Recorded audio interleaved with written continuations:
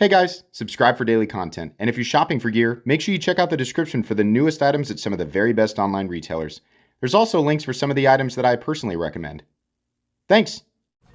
What's going on, YouTube? Metal Complex here, and today I've got another short little unboxing video to share with you guys. Just an unboxing. This is not a review, but this is a knife that I think you'll be able to get your hands on soon. I actually have a little piece of paper here that came with it that should give some of the details here. So I'll share this with you guys. Thank you so much to Serge Panchenko, whose name I can finally pronounce correctly, and it only took me 8 years. Thank you. Thank you so much for sending this in. Thanks to my patrons for supporting me. All appropriate links will be down in the description. I'm not going to guarantee availability because it's probably going to be periodic, so come and go. Anyways, being unable to keep up with demand for custom guppies, I can understand why, and I've decided to offer a Guppy Midtech as well. The handles are identical to our customs, made by me. Blades are machined for me by Millet Knives in Idaho, though I still do the finish work and sharpening. Blades are made from MagnaCut steel. I have a tall, deep hollow grind with a fine edge. I still do all of the assembly and fine-tuning myself. So that's cool. That's nice. He's able to fulfill, a little bit more of the demand. That does not mean that these will just be sitting on shelves waiting to go.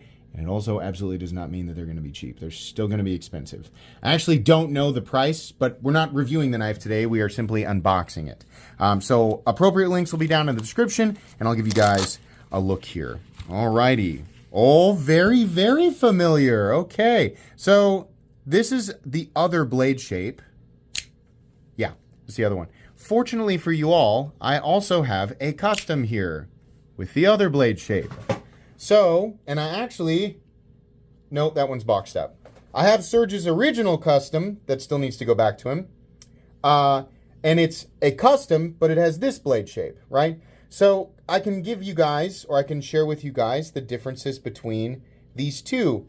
And I'm really happy to tell you, they feel pretty much identical right off the bat, and it's largely because, like he said, he makes the handle scales. The blades are just made by Millet, but they did a really good job. And also, the Midtech version is going to have MagnaCut, whereas the custom versions are W2.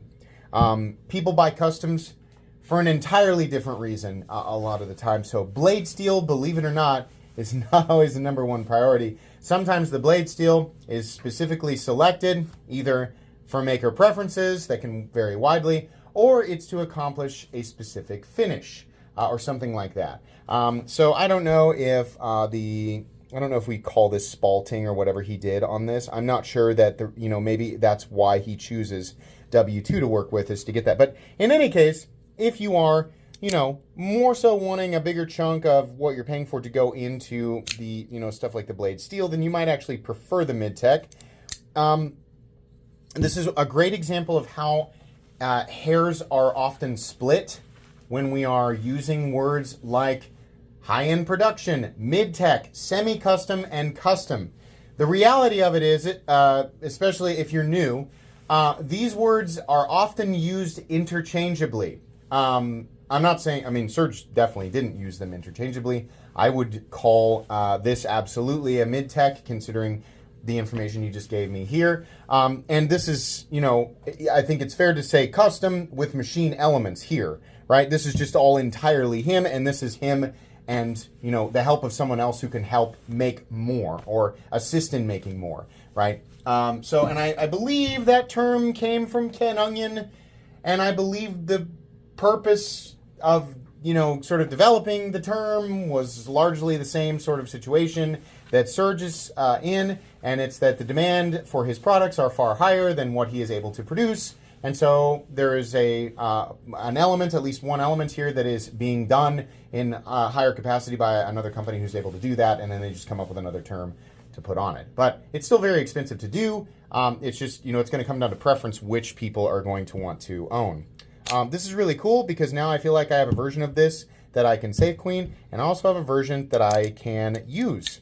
I think a mistake that people make is as soon as we use a term like Midtech, there's like automatically a price point that we force it into.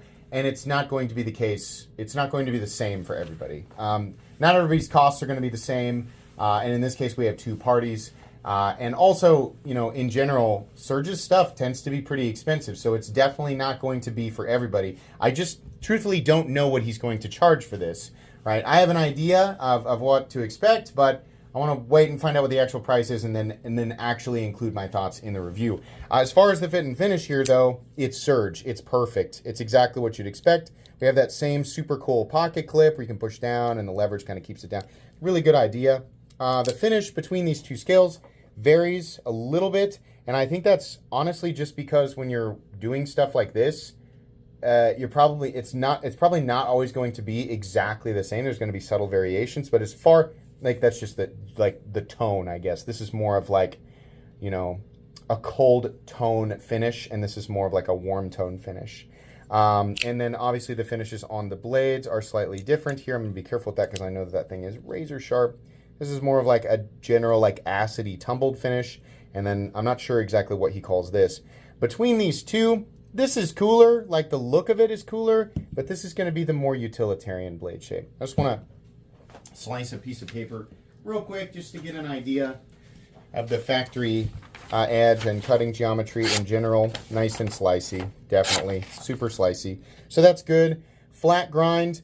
Nice big stud there. Really cool. And that is actually the exterior open and closed stop. That is connecting both on the frame in the closed position and the open position, which I think is exactly the same with the original one there. Yeah. So super cool. Obviously we have that toggle lock, and on this one you can actually use it to open and close the knife. But it's really like fidgety and clicky. I like it a lot. Very, very easy to manipulate and very fun to manipulate as well. I think these are exactly the same size overall, I think.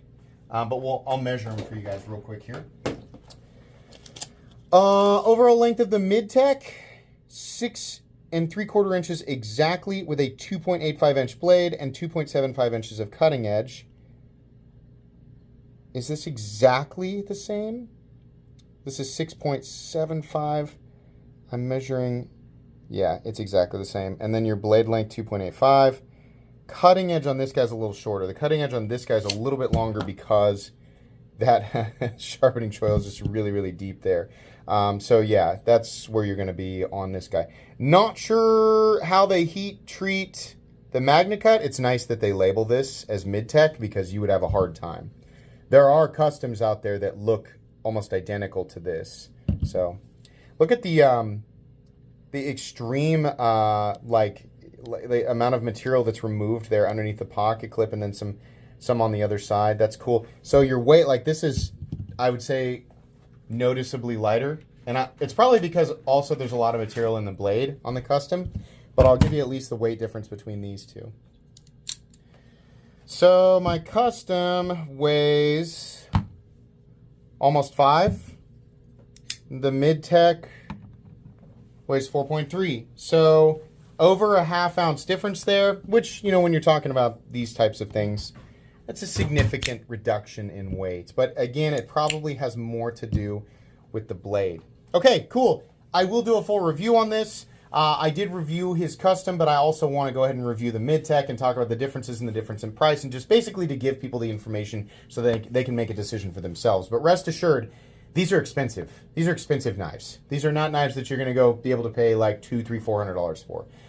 So just expect that. Links down in the description. Thanks again to Serge for sending this in. That'll be it from me today. Please make sure to follow me on Instagram at metal_complex if you enjoyed this video. Leave a like if you'd like to check out my other content. I do, of course, have lots of videos of knives that are either expensive or inexpensive that I do or don't like, so check those out. If you enjoy all my content, go ahead and click on that Metal Complex. I'll go right there and subscribe because there's definitely more coming. Thanks again for watching, everybody, and have a great day.